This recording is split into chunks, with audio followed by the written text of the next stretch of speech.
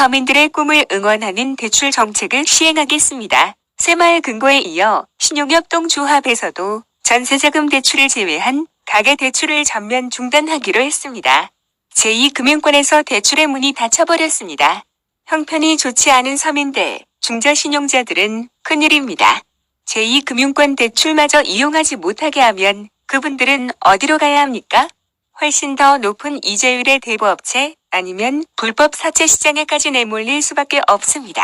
상상조차 어려운 선인적인 이자율을 결국 감당하지 못해 파산에 이를지도 모릅니다.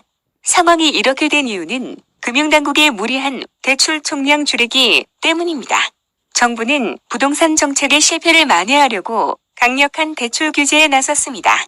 무엇보다도 중요한 것은 대출 규제가 서민들이 대출받을 기회를 원천 봉쇄하고 있다는 점입니다.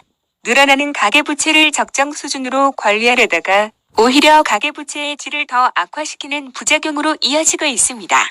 이번에도 책임은 정부에 있는데 뒷감당은 역시나 서민에게 떠넘깁니다. 주택 관련 대출 규제도 문제입니다. 대출 규제 결과 주택 실수요자들은 자금줄이 막히고 현금 부자만 부동산 쇼핑을 하는 결과를 초래하고 있습니다. 대출 기회를 원천적으로 봉쇄해서는 안 됩니다. 상환 능력이 있는데 왜 획일적인 대출 규제로 억울한 피해를 보아야 합니까?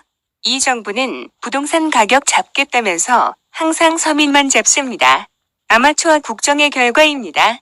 계약서에 도장까지 찍어놓고 대출이 막혀서 중도금과 잔금을 마련하지 못하는 억울한 일은 결코 있어서는 안 될 일입니다.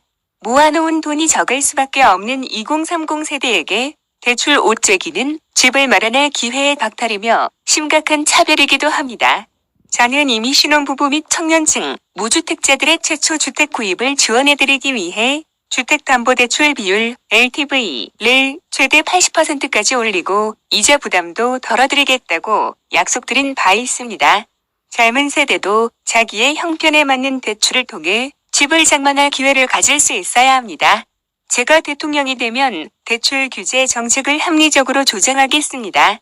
왜 정부의 정책 실패, 책임을 국민이 져야 합니까?